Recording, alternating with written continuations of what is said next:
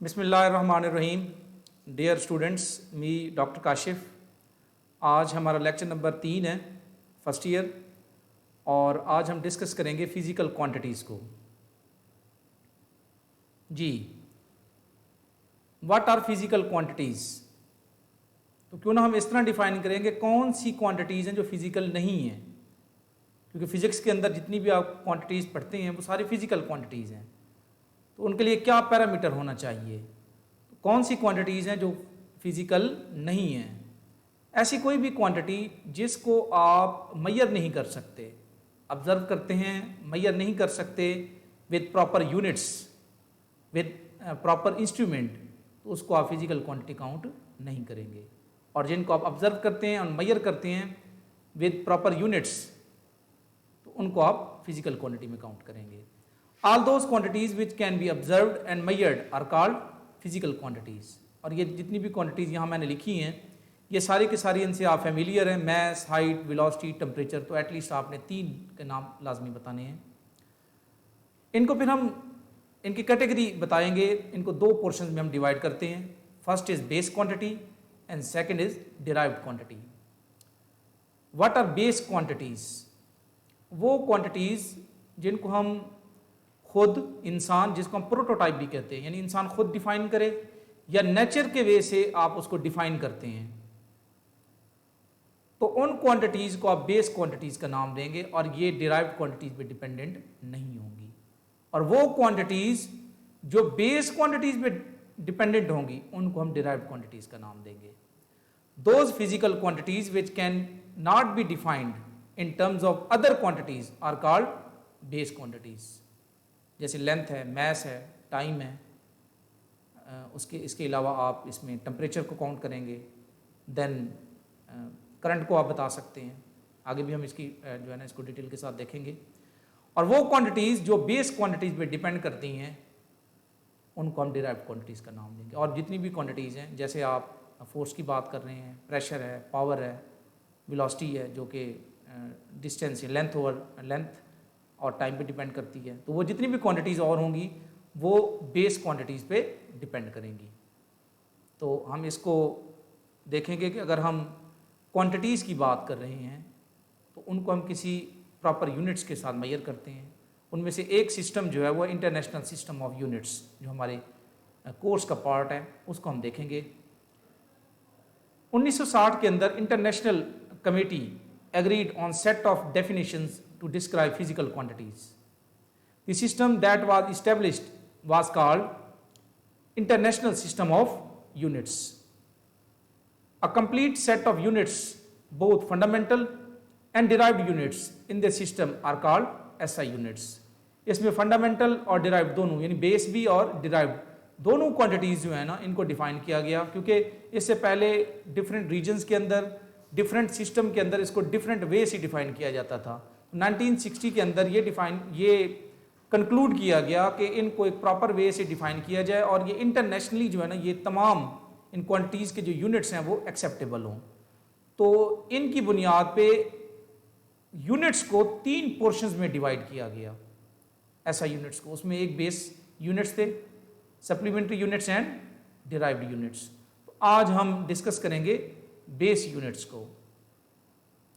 तो ये टेबल है जो आपको अच्छे तरीके से याद होनी चाहिए। इसके 3 कॉलम्स हैं। फर्स्ट कॉलम जो है ये फिजिकल क्वांटिटी, इनका नेम गिवन है। सेकंड के अंदर उसी फिजिकल क्वांटिटी का जो ऐसा यूनिट होगा उसका नेम गिवन है, और तीसरे कॉलम के अंदर उसी यूनिट का सिंबल गिवन है। तो ये याद रखना है कि जिस तरह सिंबल होगा आप उसी तरह उसको पुट करेंगे। जैसे यहाँ पहली फिजिकल क्वांटिटी जो है, बेस क्वांटिटी की बात कर रहा हूँ, ये 7 के 7 बेस क्वांटिटीज़ हैं, और उनमें फर्स्ट कौन सी है? लेंथ। लेंथ का जो यूनिट है वो आप मीटर यूज़ करते हैं और इसका सिंबल स्मॉल m होगा। सेकंड मैस, किलोग्राम, kg इसका सिंबल है। थर्ड इज टाइम, जो कि आप सेकंड में मेजर करते हैं। Fourth quantity is electric current, इसको आप एम्पियर में मेजर करेंगे, इसका ऐसा यूनिट क्या होगा? एम्पियर। टेम्परेचर का केल्विन लेते हैं, और भी हैं, लेकिन आप यहाँ पे जो ऐसा यूनिट है वो क्या है? केल्विन है, और आप इसको डिफाइन करेंगे। Next is intensity of light, इसका जो ऐसा यूनिट है वो कैंडेला, ये कैंडल से निकला है, CD। और अमाउंट ऑफ सब्सटेंस, जब हम चीज़ों का हमें नंबर्स चाहिए, मॉलिक्यूल्स, आइंस, एटम्स, इलेक्ट्रॉन्स और एनी अदर एंटिटी, तो उसके लिए हम मोल यूज़ करेंगे और इसका जो सिंबल है वो MOL है। तो ये टेबल आपको अच्छे तरीके से याद होनी चाहिए। अब हम वन बाय वन डिफाइन करते हैं। तो सबसे पहले हम बात करेंगे लेंथ की, और जो लेंथ है इसका जो SI यूनिट है वो है metre. According to the book जो डेफिनेशन है हम वही लेंगे। मीटर को डिफाइन करने से पहले मीटर को हम डिफरेंट वे से SI यूनिट्स के अलावा भी आपको पता है कि इसको यार्ड के अंदर, फुट के अंदर भी जो है ना वो मेजर किया जाता था। इसमें जो यार्ड है ये 1120 के अंदर एक बादशाह था ब्रिटिश, उसने इसको डिफाइन किया था। उसने ऐसा किया कि उसने अपना बाजू फैला लिया, सपोज कर लेंगे एक स्टिक है, तो उसने उस स्टिक का एक पोर्शन उस हाथ पे रखा और जो दूसरा हिस्सा है वो अपने नोज पे रखा। तो वो जो लेंथ बनती थी उस स्टिक की, उसने कहा कि ये लें जनाब, ये एक यार्ड के इक्वल है। तो इस वजह से यार्ड को डिफाइन किया गया। इसका मतलब है अगर आगे कोई और बादशाह आता है तो वो और वे से फिर डिफाइन करेगा, और वो फिर एक खास रीजन के अंदर उसकी डेफिनेशन मौजूद रही और उधर ही वो यूज होता रहा। इसी तरीके से फ्रेंच बादशाह गुजरा 14 लुइस, ये 14वां बादशाह था। उसने फुट को डिफाइन किया। उसने अपने पाँव का जो साइज था उसकी स्टिक ली और ये कहा कि ये ले, ये फुट है। तो ये जितने भी इस तरह के यूनिट्स थे ये लोकल लेवल पे तो यूज़ हो सकते थे, लेकिन इंटरनेशनल लेवल पे यूज़ नहीं हो सकते थे। इंटरनेशनल वे से सबसे पहले जो मीटर को डिफाइन किया गया, इसकी दो डेफिनेशंस हमने यहाँ ली according to the our course. उसमें जो फर्स्ट थी ये प्रोटोटाइप डेफिनेशन है, यानी ये इंसान ने खुद इसको डिफाइन किया है। क्या कैसे डिफाइन किया है? बहुत आसान सी बात है, मैं आपको इस यहाँ से अंडरस्टैंड करवाने की कोशिश करता हूँ। उन्होंने एक रॉड लिया और वो जो रॉड था वो जिस मटेरियल का बना हुआ था वो था प्लाटीनियम इरिडियम अलॉय। प्लाटीनियम और इरिडियम ये दोनों मेटल्स हैं, इनके जो मिक्सचर है उसको हम अलॉय का नाम देते हैं। उन पर उन्होंने दो हाइपरफाइन लाइंस, बहुत ही क्लियर दो लाइंस लगाई, और उन दो लाइंस के दरमियान का जो फासला था उन्होंने कहा कि ये 1 मीटर है। तो इसको हम नाम देते हैं प्रोटोटाइप डेफिनेशन, जो इंसान ने खुद उसको डिफाइन किया। अब इसको फिर दोबारा एटॉमिक लेवल पे नेचर के वे से हमने डिफाइन किया, जो कि ज़्यादा बेटर थी। अब इसको थोड़ा सा अंडरस्टैंड करते हैं, इसकी सेकंड डेफिनेशन को। फर्स्ट मैं दोबारा रीड कर देता हूँ। The distance between two fine drawn lines on platinum iridium rod under control condition at कहाँ पे?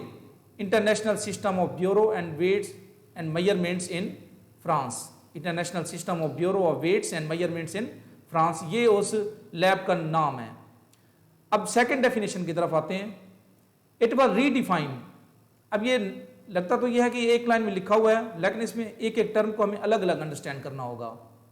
डिस्टेंस कौन तय करेगा? 1650763.73 वेवलेंथ्स किस कलर की? ऑरेंज रेड लाइट की। कौन इमिट करेगा? Krypton 86 atoms. तो क्रिप्टॉन एक गैस है, इसके डिफरेंट आइसोटोप्स होते हैं। तो क्रिप्टॉन 86 आइसोटोप लिया गया, जब वो डिस्चार्ज करवाया गया उसको, तो उसमें से जो लाइट इमिट हुई वो किस कलर की होती है? ऑरेंज रेड कलर की। और light in the form of radiations, in the form of wave, ये देखें ये इमिट हो रही है। उसमें से एक वेवलेंथ किस चीज़ की इक्वल होती है? Crust plus trough, upper portion and lower portion, ये एक लैम्डा है। और हमें कितने चाहिए? 1650763.73। इसको आप एक लैम्डा से मल्टीप्लाई करेंगे तो वो जो डिस्टेंस बनेगा वो 1 मीटर की इक्वल होगा। तो ये प्रॉपर डेफिनेशन थी मीटर की जो डिफाइन किया गया। Distance occupied by 1650763.73 wavelengths of orange red light emitted by krypton 86 atoms. अब उम्मीद है कि आपको ये लाइन इजीली समझ आ गई होगी कि क्रिप्टॉन 86 एटम यूज करना है और इतनी वेवलेंथ्स उसमें से जब रेडिएट होंगी तो वो जो डिस्टेंस बनेगा वो 1 मीटर के इक्वल होगा। अब हम सेकंड डेफिनेशन की तरफ आते हैं, वो है किलोग्राम, जो कि कंपैरेटिवली बहुत आसान है। ये प्रोटोटाइप डेफिनेशन है, ये इंसान ने खुद डिफाइन की उसी लैब के अंदर। उन्होंने सिंपली सिलेंडर लिया, 3.9 सेंटीमीटर हाइट और 3.9 सेंटीमीटर उसका डायमीटर था। उसी मटेरियल का प्लाटीनियम और इरिडियम, इसमें प्लाटीनियम 90% थी और इरिडियम 10%। और उन्होंने कहा कि इसका जो मैस है वो 1 kg है। सो सिंपल, तो ये प्रोटोटाइप डेफिनेशन है, इंसान ने खुद डिफाइन किया, बहुत ही आसान सी बात है। 3.9 सेंटीमीटर हाइट, 3.9 सेंटीमीटर उसका डायमीटर है, और प्लाटिनियम इरिडियम अलॉय है, उसका जो मैस है वो किस चीज़ के इक्वल होगा, 1 kg के। ये सबसे आसान डेफिनेशन है बेस यूनिट्स में से, तो इसको आप इजीली यहाँ से याद कर सकते हैं। और थर्ड डेफिनेशन की तरफ आते हैं, वो है सेकंड की डेफिनेशन। सेकंड को कैसे डिफाइन किया गया, इसको थोड़ा सा हम डिटेल के साथ अंडरस्टैंड करने की कोशिश करते हैं। जो लाइन आपने एग्जाम में लिखनी है या जिसको अंडरस्टैंड करना है वो यही है, यहाँ पे लिखी हुई है, यहाँ पे, ठीक है। लेकिन ये वाला जो है ना जस्ट फॉर अंडरस्टैंडिंग के लिए, तो इसको हम देखते हैं। 1 सेकेंड वो टाइम है जिसमें 9192631770 vibrations between hyperfine levels of caesium 133 in ground state. जी, तो इसको हम दोबारा देखते हैं कि हमें वाइब्रेशंस किसकी चाहिए, इतनी वाइब्रेशंस चाहिए। कौन सा एटम यहां पे लिया गया है, सीजियम 133। तो थोड़ा सा पहले कंसेप्ट लेते हैं कि यहाँ वाइब्रेशन का मतलब क्या है। इसमें अगर आप कोई भी ऑसिलेटर ले लें, सिंपल पेंडुलम की बात कर लें, तो आपको पता है कि सिंपल पेंडुलम इस वे से ऑसिलेट करता है, तो ये जाके जब वापस आता है तो ये इसका एक वाइब्रेशन जो है वो कंप्लीट होती है, एक ऑसिलेशन कंप्लीट होती है। और अगर हम उसका एम्पलीट्यूड बढ़ा भी दें तब भी उसका टाइम जो है वो कांस्टेंट रहेगा। तो हमें भी ऐसी चीज चाहिए जिसका टाइम जो है वो कांस्टेंट रहे, ताकि हम टाइम का जो यूनिट है, बेस यूनिट सेकंड, उसको प्रॉपर वे से डिफाइन कर सकें। और इसीलिए हमने नेचर का सहारा लिया, एटॉमिक लेवल पे इसको डिफाइन किया। सबसे पहली बात यह कि हमने सीजियम 133 क्यों ली है, सीजियम 133। एक तो इसके अंदर जो वाइब्रेशन टाइम है, एक तो ये स्टेबल है, सबसे पहली बात सीजियम 133, इसका वाइब्रेशन टाइम जो है बहुत ही कम है। तो ये 2 पॉइंट्स थे जिसकी बुनियाद पे हमने सीजियम 133 लिया।